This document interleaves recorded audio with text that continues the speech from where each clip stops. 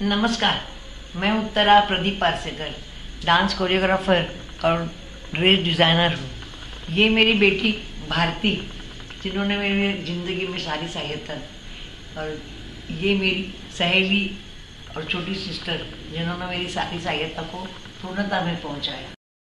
मैं अपनी जीवन गाथा में आपको बताने जा रही हूँ।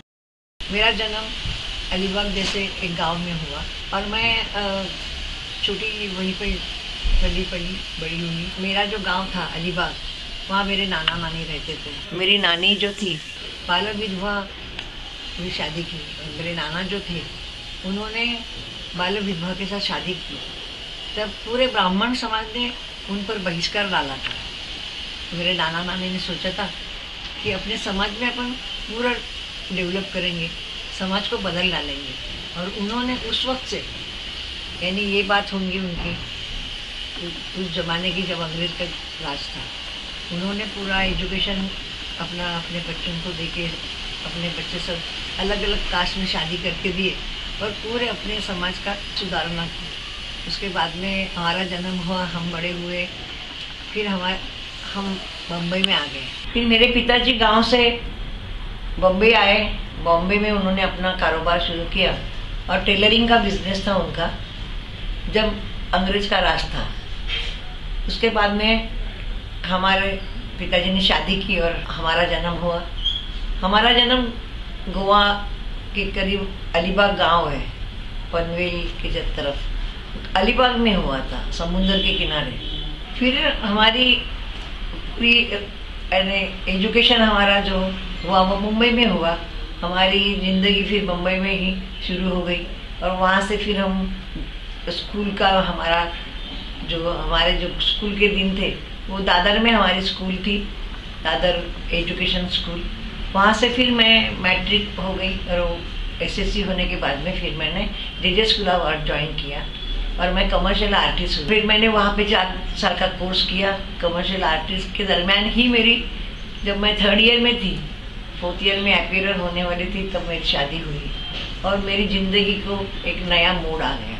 संसार शुरू होने के बाद भी मैंने मेरे एजुकेशन को लगाम नहीं दिया। मैंने मेरी एजुकेशन जारी रखी और मैं commercial GDR JJ school of art से हुई।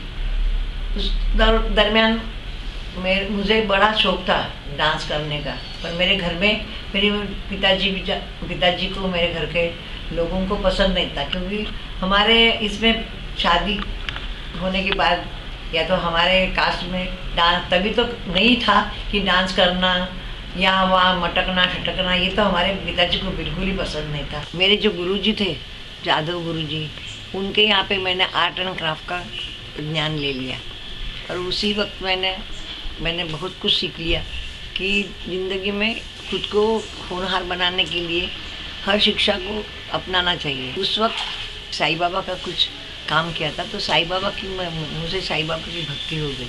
वहाँ से मेरी ज़िंदगी को और एक अच्छी मोड़ आ गई। वो करते करते मैं कभी पैसों की कमी पड़ती थी, कॉलेज की कुछ फ़ी भरनी थी, घर से कुछ कमी पड़ती थी, तो मैंने सोचा कि कुछ काम करूँ।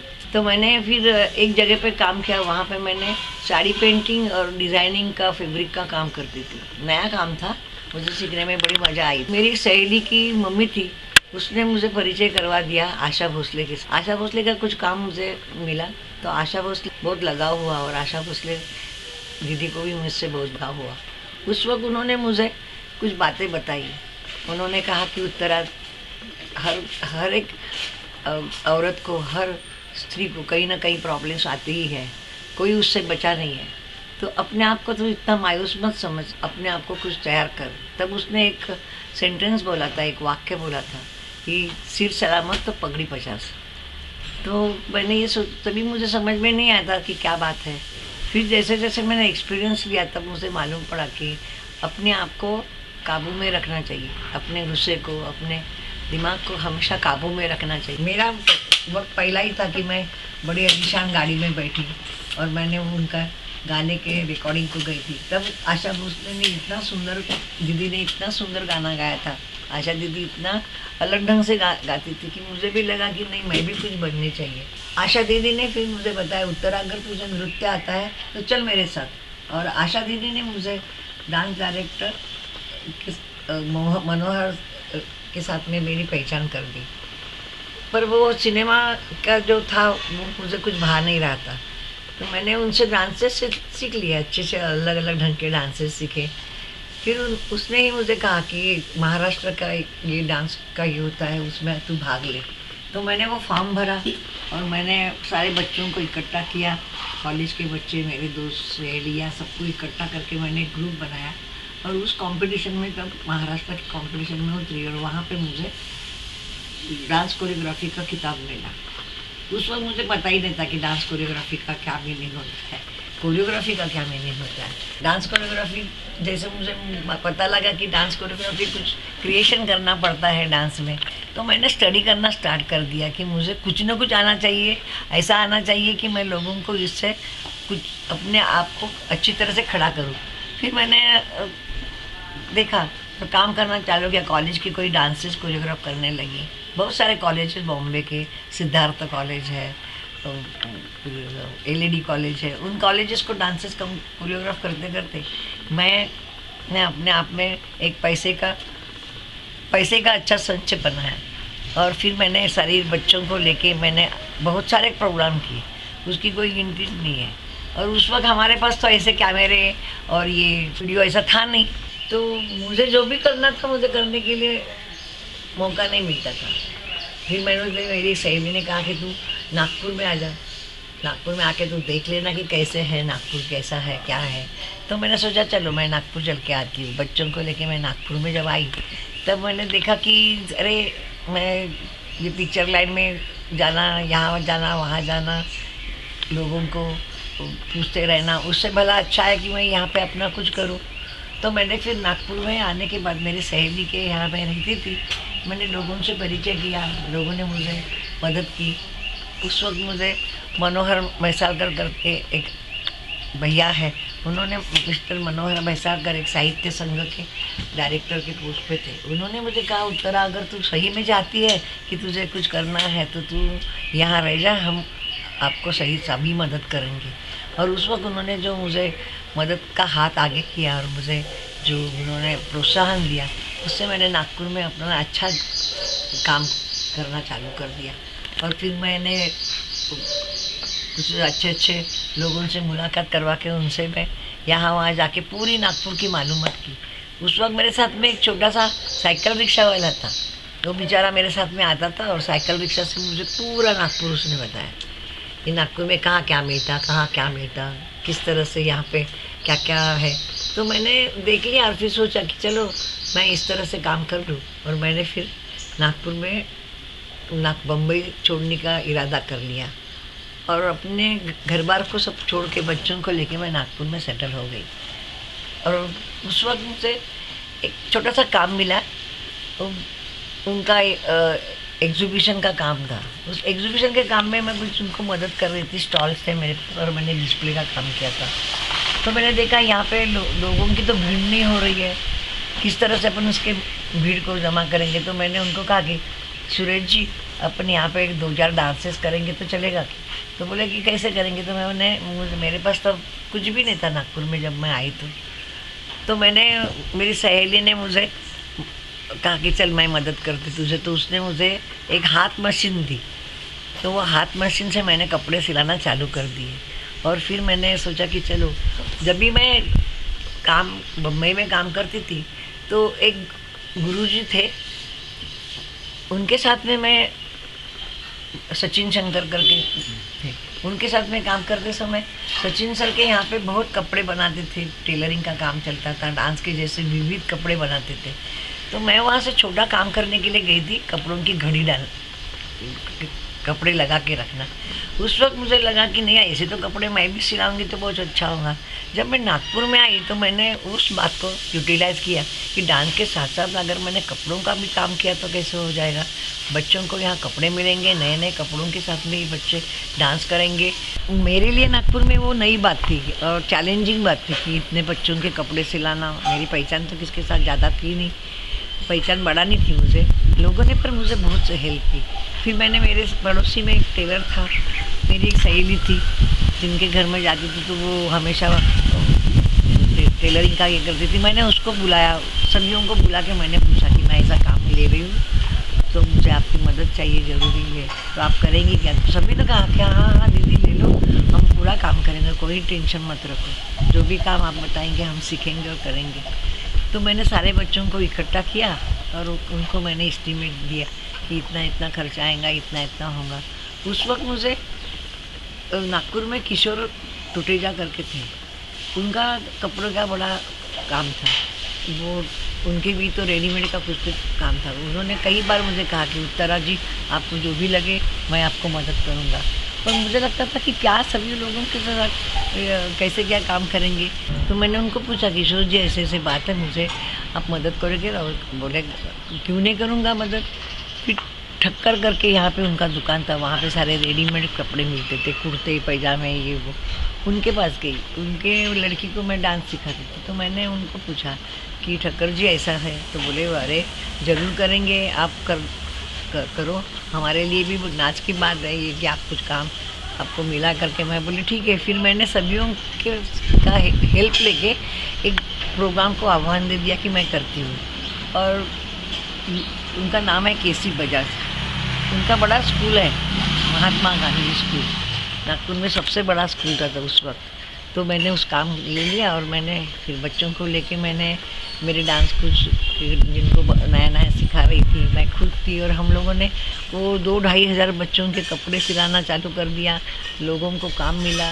और फिर मैंने वो प्रोग्राम इतना सक्सेस किया कि बाहर गाँव के सब लोग आए थे वहाँ पे, और वो काम इतना सुंदर सक्सेस हुआ कि उससे मुझे प्रेरणा मिली। और एक बड़े पैमाने पे मेरे पास कपड़ों का संच हो गया, बच्चों का संच हो गया, उनको सबको लेके मैंने फिर डांस का काम चालू करने की सोच ली। तो मेरे लिए ये चैलेंजिंग था कि इतने सारे बच्चों को इकट्ठा करके इतना डांस करना, कपड़े सिलाना। तो मेरे पड़ोसी थे, उन्होंने मुझे पूछा कि आप, मेरा दुकान खाली है, आप वहाँ पे दुकान चालू कर दो, मैंने कहा इतने कपड़े कहाँ रखेंगी? तो उन्होंने कहा कि मेरा दुकान ले लो। तो वहाँ फिर मेरा एक दुकान हो गया वहाँ बजाज नगर में। और फिर मैंने सारे स्कूल से कांटेक्ट किए, और सारे स्कूल वालों को भी पता लगा कि फिर डांस के कपड़े अच्छे मिलते हैं यहाँ पे। और मुझे भी अच्छा लगा कि नए नए कपड़े सिलाना, नए कपड़े। मेरे दिल में कई साल ऐसी बात थी कि बहुत सारे बच्चे होते हैं जिनको कपड़े अच्छे अच्छे नए नए कपड़े डाल के डांस करना, स्टेज पे आना। और यह नागपुर में तभी बच्चों के लिए नॉवेल्टी थी।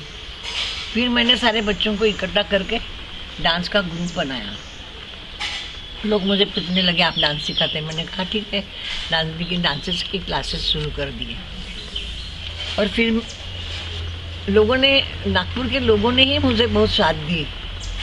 और उसमें मेरे जो आर्टिस्ट थे बच्चे, उन्होंने तो कभी मुझे ये नहीं कहा कि पैसे के लिए कभी तकलीफ नहीं दी। मेरे ऑटो वाले ने मुझे कभी तकलीफ नहीं दी, कभी मुझे पड़ोसी ने तकलीफ नहीं दी। उन्होंने कहा कि अच्छा काम कर रहे।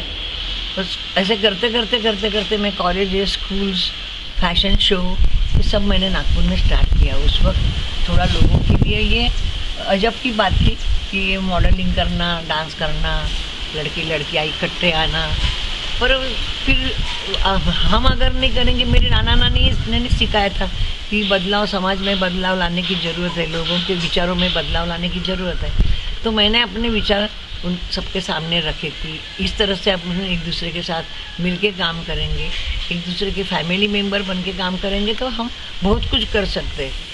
फिर मैंने बच्चों को, बाल जगत का एक कॉम्पिटिशन थी दिल्ली में, तो वहाँ मैं 150 बच्चों को लेके गई थी।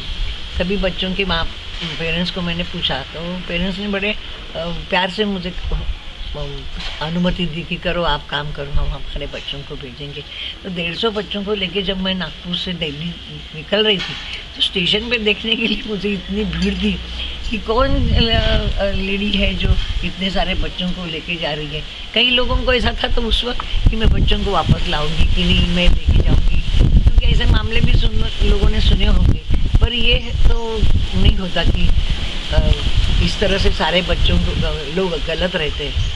लोगों की सोच हंसते हंसते बदलती गई। लोग सराफ, स्मिता पाटिल, कई थे, नाम तो बहुत लोगों के हैं, उन्होंने सबने उनके साथ रह के मैं बहुत कुछ सीखी थी। तो मैंने कहा चलो वो ही सारा मेरा जो मैंने जो पाया है वो मैं यहाँ पे नागपुर में करूँ। और मैंने फिर बच्चों में भी ड्रामा, छोटे बच्चों के छोटे छोटे ड्रामा उस वक्त यहाँ पे नागपुर में एक संस्था थी, संजय पेंसिल, वो डायरेक्टर थे, उनका मेरा परिचय हो गया। तो उन्होंने मुझे पूछा कि मुझे हेल्प करोगी, तो उनके बाल छोटे बच्चों के ड्रामा बहुत नाटक वाटक वो करते थे। मैंने उनके साथ में काफ़ी छोटे छोटे काम किए थे और वहाँ पे भी मुझे सीखने के लिए बहुत मिला था कि हम लोग पपेट शो करते थे, छोटे कपड़े बनाते थे। उनका ड्रामा था दुर्गा झाली गौरी। दुर्गा झाली गौरी ये छोटे बच्चों का एक ड्रामा था। उस वक्त मुझे काफ़ी चीज़ें सीखने मिली। हम लोग ने वो चिड़िया बनाई थी, फिर छोटे छोटे चिटिया बनाई थी, उनके कपड़े। तो उस सारी चीज़ों का एक्सपीरियंस मुझे यहाँ नागपुर में यूज़ करने के लिए मिला। तो मैंने इस बच्चों के भी झाड़ बीड़ बना के एक पर्यावरण के ऊपर एक सुंदर नृत्य बिठाया था और वो लेके हम लोग दिल्ली गए थे। उसके बाद में लोगों को पता लगा कि मैं बहुत ही अच्छी तरह से सुंदर, और मुझे भी खुद को कॉन्फिडेंस आया कि मैं यहाँ पे अच्छी तरह से काम कर सकती। फिर मैंने डिसीजन ले लिया कि बॉम्बे जाके अपने स्ट्रगल करने से नागपुर में रह के आराम से बच्चों के साथ में, लोगों के साथ में अगर मेरी ज़िंदगी में बैठूँ तो मैं सारी खुशियाँ मुझे वापस मिलेगी। जितना भी दुख मैंने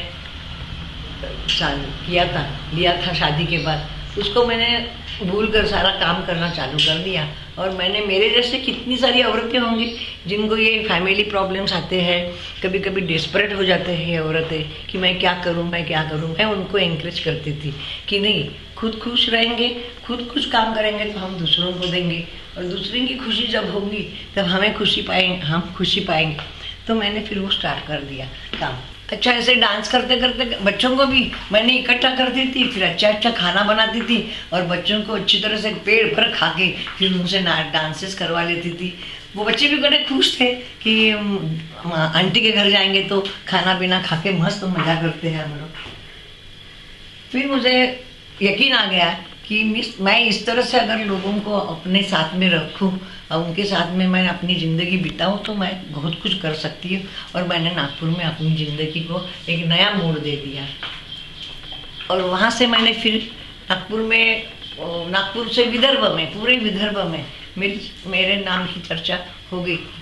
कोई ऐसी लेडी है जो बहुत अच्छा काम करती है, तो मैंने सोचा कि मैं क्यों ना सबको दे दूँ। फिर कहाँ से विदर्भ के कई स्कूल से टीचर्स आने लगी, मेरी परिचय होने लगा, नए नए स्टाइल मुझे मिलने लगे। ऐसा करते करते एक चैलेंजिंग जॉब मेरे को काम मिला। वो है सांदीपनि स्कूल का। सांदीपनि स्कूल की मैडम थी हन्ना मैडम, उन्होंने मुझे बुलाया और बोले कि उत्तरा, हमें एक ड्रामा करना है। मैंने कौन सा ड्रामा है? तो उन्होंने नाम लिया विजल्स ऑफ ओज। मैंने नाम तो सुना था पर ध्यान में नहीं आ रहा था। तो तभी नागपुर में सीढ़ी जो डेवलपमेंट्स जो आस्ते आस्ते हो गए, टेक्नोलॉजी डेवलपमेंट्स हो गए, वो भी मैंने बहुत अच्छी तरह से देखी। जब मैं छोटी थी तो रेडियो थे, टेप रिकॉर्डर वगैरह ये कुछ था ही नहीं। उसके बाद में टेप रिकॉर्डर आ गया। नागपुर में जब आई थी टेप रिकॉर्डर भी नया था। फिर मैंने वो सीढ़ी देखी तो मैं ताज्जुब हो गई, ये सीढ़ी में ये छोटी तबकड़ी में क्या है। तो टेक्नोलॉजी डेवलपमेंट इतनी हो गई कि हमें उसका कोई अंदाज ही नहीं। और मैंने तब सीढ़ी पर फर्स्ट टाइम देखी थी, तो मैंने कहा कि क्या है, तो उन्होंने मुझे बताया था वहाँ जापान, थाईलैंड, मलेशिया, 7 एशिया खंड से सारे लोग आए थे यहाँ पे। उन्होंने आयोजन किया था सांदीपनि स्कूल में कुछ प्रोग्राम्स ऑर्गेनाइज करने के, डेवलपमेंट्स ऑफ 21st सेंचुरी का। तो हंडे मैडम ने मुझे पूछा कि ये कपड़े बनाने हैं। अब ये तो मेरे सामने बड़ा चैलेंज था कि ये इतने 1000-1500 कपड़े बनाना, वो भी जापान, थाईलैंड, मलेशिया, नोगोस्लोविया। तो मैंने कहा कि मुझे 5-10 दिन की फुर्सत दे दो, मैं थोड़ा सोचती हूँ, क्योंकि कपड़ा इस तरह से कपड़ा नागपुर में मिलेगा कि नहीं, ये मुझे थोड़ा ये था। तो मैंने सोचा कि चलो बाहर भी जाके देखेंगे। फिर मैंने उनको कहा कि मुझे इसके फ़ोटोग्राफ्स मिलेंगे, तो उन्होंने मुझे फ़ोटोग्राफ्स निकाल के दिए और मैंने फिर उसका सर्च किया, चालू कर दिया। मेरे जितने भी इतवारी में अच्छे अच्छे जो मेरे दुकानदार हैं, उनकी भी सहायता मुझे बहुत मिली। तो उसमें से एक जगह पे मैं गई तो उन्होंने कहा कि वो आंटी आप बहुत परेशान, मैंने उनको बता दिया कि मुझे ये जापान थाईलैंड का काम करना है। तो उन्होंने मुझे अपने गोडाउन में जाके पूरे कपड़े बताया, तो मुझे वहाँ पे पूरे जापान के प्रिंट आउट किए हुए कपड़े मिले, उन्होंने कहीं से भी लाए थे। तो मेरी ये वो जो कला की देवता है वो मुझे इतनी प्रसन्न करती थी और प्रसन्न है मुझ पर, क्योंकि मैंने प्यार से, और मैं आपको सबको बताती हूँ कि कोई भी काम करना है ना, लगन से करो, दिल से करो, उसमें अपना अपनी पूरी पूरी श्रद्धा रखो। छोटा छोटा सा काम कुछ ना हो, लेकिन अपनी अगर श्रद्धा हो किसी चीज़ पे, वो ऐसी नहीं कि श्रद्धा भगवान पे ऊपर रखना है, श्रद्धा अपने काम पे ऊपर रखना है, श्रद्धा अपने हाथ के ऊपर रखना है, श्रद्धा अपने शरीर के ऊपर रखना है, तो अपनी हर चीज़ की डेवलपमेंट होती है। फिर मुझे वो मैं इतना खुश हो गई, और तो इतना चैलेंज था कि मलेशिया के कपड़े यहाँ बनाओ, थाईलैंड के कपड़े यहाँ बनाओ, और वो चैलेंज मैंने स्वीकारा, और उसमें भी मैंने अपने आप को और मेरे साथियों को सबको सक्सेस किया, और वो भी एक काम बहुत ही बढ़िया हुआ। मम्मी डैडी ने मुझे हमेशा बताया था, डैडी तो हमेशा बताते थे कि उत्तरा अपने काम पर अपनी श्रद्धा, मैंने वही किया कि मैंने अपने काम के प्रति श्रद्धा रखी, तो मुझे काफ़ी सहायता मिली उससे, और हर चीज़ मेरे सामने आते आते मैंने जापान, थाईलैंड, मलेशिया के कपड़े इतने सुंदर बनाए, और सुंदर बनते ही गए। मेरे कलाकारों ने, मुझे आर्टिस्टों ने भी बहुत मदद की, और फिर इतना सुंदर प्रोग्राम हुआ, कम से कम 2000 कपड़े मेरे से बन गए। और उन्होंने भी मुझे पूछा, जापान के लोग जो आए थे, कि ये कहाँ से बनाए, कैसे बनाए। उनकी तो लैंग्वेज मुझे कुछ समझती नहीं थी, उनकी बात करने के तरीके अलग थे, वो भी मैं सीख ली। थोड़ा मेरा इंग्लिश कम था, तो मुझे एनालाइज हुआ कि मुझे पेश करने के लिए, मेरा व्यक्तिमत्व बदलने के लिए मुझे थोड़ी भाषाओं का भी अच्छी तरह से इस्तेमाल करना चाहिए। और ऐसे करते करते करते मैंने अपनी ज़िंदगी की एक नई मोड़ ली, और उसके बाद में मुझे मौका मिला गोवा जाने का। गोवा मेरे शुगर का जन्म गांव है, वहाँ पे उनकी पैदाइशी हुई, वहाँ पे वो बड़े बड़े हुए। तो मैं वहाँ जब गोवा में गई, तो गोवा में भी देखा कि काफ़ी स्लम बच्चे हैं, उनको स्लम एरिया में है। गोवा में भी ये पूरा इन्हें थोड़ा सा गरीबी भी बहुत थी, लोगों की काम नहीं था। तो मेरे घर के आजू बाजू में गांव में घूम कर मैंने देखा कि यहाँ पे कुछ ना कुछ मैं भी यहाँ कर सकती हूँ। फिर हम लोग, मैंने सोचा कि यहीं पे एक जगह ले लेते और घर बना लेते, ताकि कभी आने जाने के लिए। गोवा बहुत ही सुंदर है, और उस वक्त तो इतना सुंदर था गोवा कि उसकी कोई हद नहीं। वो समुंदर, वो पानी के झरने, आपने सबने देखा भी होगा। लेकिन उस वक्त मैंने जब देखा तो मैंने सोचा कि यहीं पे कुछ घर बनाते, और मैंने ये सोच के किया कि यहाँ पे घर अगर बनाना है तो पैसे की ज़रूरत है। तो मैं गोवा गवर्नमेंट की कला एकेडमी को जाके मिली, और उनको मैंने प्रस्ताव बताया कि मैं चाहती हूँ कि यहाँ के बच्चों को कुछ नॉवेल्टी डांसेस वगैरह में सिखाऊँ। तो उन्होंने कहा ठीक है। तो उन्होंने एक प्रोग्राम दिया, वहाँ पे इंटरनेशनल, मिरामार में इंटरनेशनल डांस को होता है। तो उन्होंने कहा आप कर सकते हैं, तो मैंने कहा हाँ ठीक। तो इतना बड़ा ह्यूज स्टेज होता है, वो कम से कम 200 फुट लंबा और 400 फुट ऐसा, बहुत लंबा। तो उन्होंने मुझे कहा कि वहाँ पे हमें एक बैकग्राउंड भी करनी है। तो मुझे क्रैप बनाने का आइडिया आ गई, और मैंने गोवा के बच्चों को जाके स्कूल में जाके उनको आह्वान दिया कि आपके बच्चों को मेरे पास भेज दीजिए, हम सारा जाने आने का खर्चा करेंगे, और उनको डांसेस और प्रोग्राम्स करके उनका व्यक्तिमत्व विकास का एक क्लास खोला। तो पेरेंट्स ने मुझे काफ़ी सहायता दी। उन्होंने कहा कि ठीक है, हम हमारे बच्चों को भेजेंगे। उनके लिए मैंने स्पेशल बस रखी बच्चों को आने के लिए। और गांव के जो मेरा खुद का गांव पारसे गांव है, वहाँ से मैंने सारे बच्चों को नीचे कुछ छोटे छोटे गांव है, उनके गांव से सारे बच्चे मेरे पास आने लगे। और फिर मेरे मंदिर में वहाँ बड़ा हॉल था, मैंने जो घर बनाना स्टार्ट किया था, वहाँ पे भी एक हॉल बना के बड़ा हॉल बनाया मैंने, और वहाँ पे मैंने बच्चों को डांसेस स्टार्ट किए। फिर उनको तो लैंग्वेज, हमारी गोवा की लैंग्वेज अलग थी और हमारी यहाँ की नागपुर की लैंग्वेज अलग थी। तो मैंने बच्चों को सारे गाने पहले सिखवाए। मेरे कुछ आर्टिस्ट मैंने नागपुर से गोवा में लेके गई, वहाँ उन बच्चों को उनको सिखाने के लिए, गाने सिखाने के लिए, उनको जुबान अच्छी करने के लिए, कुछ प्रोनाउंसिएशन अच्छे करने के लिए मैंने पहले सिखाया। और बाद में मैंने सारे राजस्थानी, पंजाबी, मद्रासी डांसेस मैंने के गाने उनको सिखा लिए। और फिर यहाँ पे नागपुर में कुछ बच्चों को यहाँ पे स्टार्ट किया। जो डांस मैं वहाँ कर रही थी वही डांसेस के आधे पार्ट्स मैं नागपुर में करती थी। और इस तरह से मैंने दोनों कंबाइन किया और कम से कम 250 बच्चों का एक पूरा ताफा मैंने तब उस वक्त मैंने गोवा लेके गई। और गोवा के, नागपुर और गोवा के बच्चों को मैंने स्टेज का परफॉर्मेंस किया और इतना सुंदर उसका हुआ मिरामार में। वो तो एक चैलेंज था मेरे लिए। उसके बाद में मैंने गोवा में घर बनाया आस्ते आस्ते। मेरे बच्चों को एजुकेशन के लिए मैंने वहीं पे हॉस्टल में डाल दिया। बच्चों को वहाँ एजुकेशन अच्छी मिली, क्योंकि गोवा में अगर एजुकेशन हो तो इंग्लिश वगैरह अच्छी हो जाएंगी बच्चों की। तो मैंने बच्चों को वहाँ किया। तो मेरा गोवा जाना आना काफ़ी चल रहा था। नागपुर में भी थी मैं और गोवा में भी थी। ऐसे करते करते करते मैंने, जब मैं गोवा से नागपुर जाती थी और नागपुर से गोवा आती थी, तो बीच में मैं पूना में रुकती थी। तो पूना में मैंने सोचा कि अगर कुछ करना है तो पूना में मेरी एक सहेली थी, मेरे बाबा, मेरा छोटा बाबा जो है विदित, उसके सारे फ्रेंड्स वहाँ थे। तो वहाँ उन्होंने कहा कि यहाँ के भी स्कूल करो। तो मैंने कहा ठीक है। जाते आते करते करते मैंने वहाँ के स्कूल वालों को मिली। नागपुर में भी पोद्दार स्कूल मेरे पास थे, फिर SNB भी था मेरे पास, फिर यहाँ के नागपुर के जो स्कूल थे उनकी ब्रांचेस कहाँ कहाँ थी। तो पूना में भी मुझे पोद्दार स्कूल मिली, SNP भी, भोसले स्कूल मिली। फिर उसके बाद में PK इंटरनेशनल, उनके ब्रांचेस बहुत थे तो PK इंटरनेशनल मिली। फिर उनके स्कूल में भी वो चैलेंज था, वहाँ पे भी हम लोगों ने अलग ढंग से, अलग तरह से के डांसेस कोरियोग्राफ किए। यहाँ पे जब भी मैंने ये सारे डांसेस के प्रोग्राम्स करना चालू कर दिए थे, यानी मुझे स्कूल जब मिले, तब सबसे पहला स्कूल था मेरे पास नागपुर में मॉडर्न स्कूल। मॉडर्न स्कूल का मेरा 25 साल कंप्लीट हुए।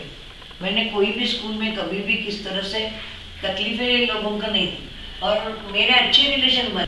फिर यहाँ पे भी नागपुर में सबसे पहले मुझे मॉडर्न स्कूल ने अपने स्कूल में बुला के काम स्टार्ट कर दिया। और तभी से, यानी आज 25 साल हो गए मुझे, मेरा उन्होंने सत्कार भी किया। 25 साल कंप्लीट होने से मेरा उन्होंने सत्कार किया। नागपुर के मॉडर्न स्कूल ने मुझे काम दिया और वहाँ से मेरा स्कूल का काम स्टार्ट हुआ। मॉडर्न स्कूल को मुझसे काम करके आज 25 साल हो गए। वहाँ मॉडर्न स्कूल करते करते उनके सारे प्रोग्राम्स मैं ही करते। हाँ, मॉडर्न स्कूल में मेरे Joshi sir, principal Joshi sir ने मुझे बहुत सहायता दी, मुझे बहुत प्रोत्साहन दिया।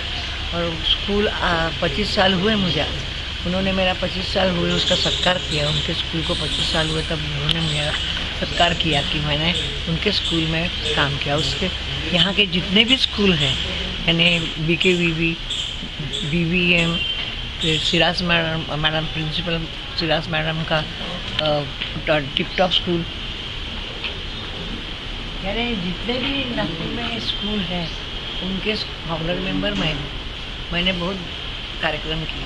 और उनके सारे टीचर्स ने, स्टूडेंट्स ने, बच्चों ने, सभी ने मुझे बहुत सहायता दी। उनकी सहायता से मुझे आर्थिक मदद हो गई और उस आर्थिक मदद से मैंने काफ़ी काम करके, कई जैसे मेरी जैसी औरतें थी जिनको सही में काम की ज़रूरत थी और कुछ प्रॉब्लम्स, फैमिली प्रॉब्लम्स थे, उनको मैंने अपने साथ में काम करने के लिए लिया और उनको भी मैंने काम दे के उनको भी मेरे जैसा हर इसमें हुनर बनाया। यहाँ का स्कूल का काम करते समय मेरी काफ़ी बच्चों से पहचान हुई और उसी दरमियान उनके पेरेंट्स ने भी मुझे बहुत सहायता दी। तो पेरेंट्स से जैसे समाज की संस्था की काम दिए उन्होंने। यहाँ के इस्पात के आशा शारदा मैडम थी, उन्होंने मारवाड़ी प्रोग्राम में मुझे पूछा था कि आप कर सकती क्या। तो उनको वैसे लगा था कि महाराष्ट्रियन लेडी मारवाड़ी प्रोग्राम क्या करेंगी, लेकिन मुझे उसका थोड़ा बहुत नॉलेज था क्योंकि मैंने इला अरुण के साथ में काम किया था। तो काफ़ी उनके डांसेस, मारवाड़ी गाने मुझे अच्छी तरह से पता थे। तो मैंने कहा कि चलो करें। तो मारवाड़ी प्रोग्राम्स भी मैंने बहुत किए यहाँ। ऐसे होते होते मेरी आर्थिक सहायता अच्छी हुई तो मैंने गोवा में जाके गोवा का गोवा संस्था स्थापन की। वहाँ के लोगों बच्चों को लेके मैंने इंटरनेशनल प्रोग्राम किए और उसी दरम्यान मैंने पुणे के स्कूल के प्रोग्राम्स किए और मेरा ये काम कारोबार मैंने बढ़ाते बढ़ाते आज तक यहाँ तक लाया। और अभी ये कुछ वजह से काम थोड़ा रुक गया तो मैं और चाहती हूँ कि मेरी उम्र हुई है लेकिन अभी मुझे ऐसा लगता है कि अभी इस उम्र में मैं अगर यंग होती जवान होती तो मैं कितना काम करती थी। मैं चाहती हूँ कि मैं इस उम्र में बहुत कुछ काम करूँ और अगर इस उम्र अगर मैं यंग होती तो मैं कितना काम करती थी, क्योंकि टेक्नोलॉजी बढ़ गई, मोबाइल्स आ गए, टीवी माध्यम से चैनल से बहुत सारे प्रोग्राम हो रहे। लेकिन मुझे ऐसा लग रहा है कि मैं ये काम जारी रखूं और मेरे साथ में और अच्छे अच्छे लोगों को, अच्छे अच्छे कलाकारों को इकट्ठा करके इस काम को बढ़ावा करूं। बचपन से लेके आज तक जो मैंने संघर्ष किया उसमें मुझे भगवान ने भी सहायता दी और सब में सक्सेस रही और मेरे शरीर प्रकृति भी मेरी काम करने से बहुत ही खुश रही। तो मैं ये चाहती हूँ कि आपकी सबकी और बहुत कुछ करना चाहती हूँ तो आपका अगर सहायता मुझे मिली, आपका सबका आशीर्वाद मिला तो बहुत ही धन्यवाद।